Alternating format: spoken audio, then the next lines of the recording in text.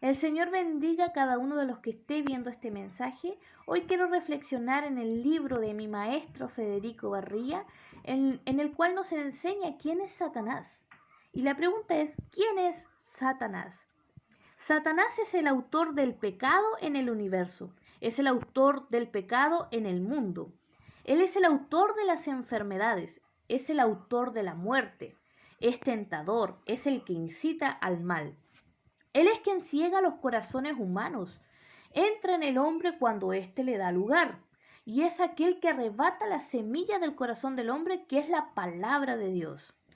Él es quien se transforma en un ángel de luz, es el que molesta constantemente a los siervos de Dios, resiste a los siervos de Dios, es aquel que pone obstáculos a los creyentes, es aquel que los zarandea, es aquel que los acusa y es aquel que intimida, que seduce y destruye. Y estas son las tres áreas en las cuales Satanás ataca. En la intimidación, 1 de Pedro 5:8, en la seducción, 2 de Corintios 11:3 y en la destrucción, Mateo 10:28.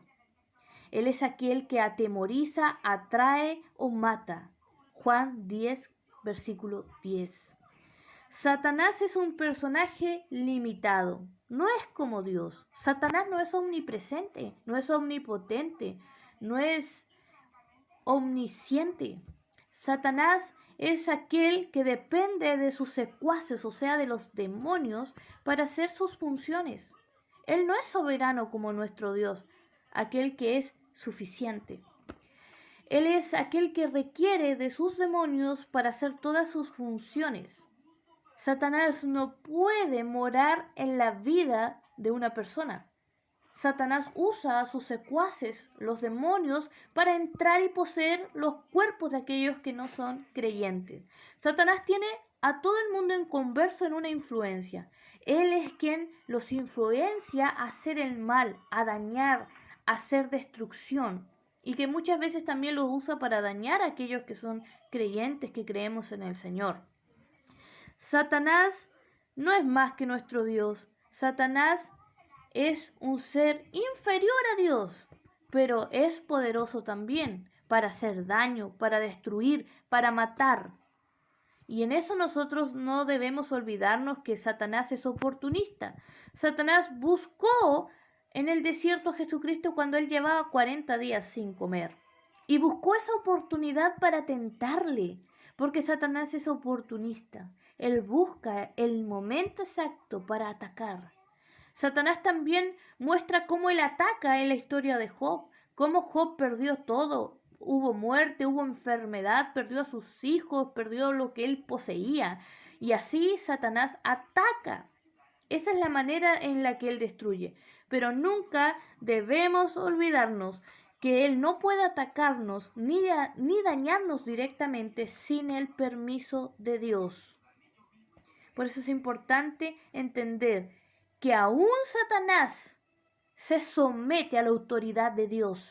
Aún Satanás no puede rebelarse al 100%, porque él sabe cuál es su fin de que él será destruido en el juicio final, en el tiempo final.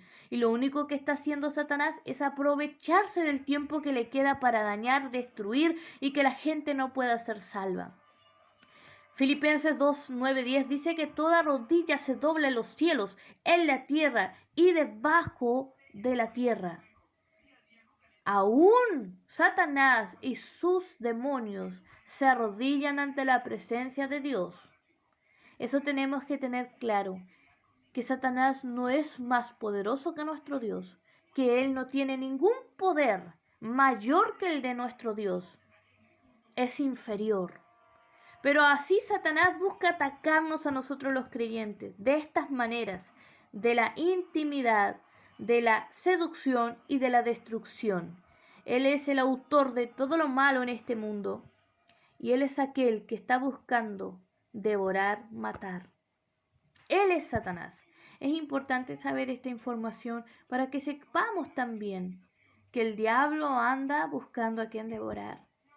Debemos nosotros estar pendientes, estar alertas de estas acechanzas del diablo, estar en oración siempre para no dar lugar al diablo, para que nunca podamos dar lugar a Satanás. El Señor te bendiga.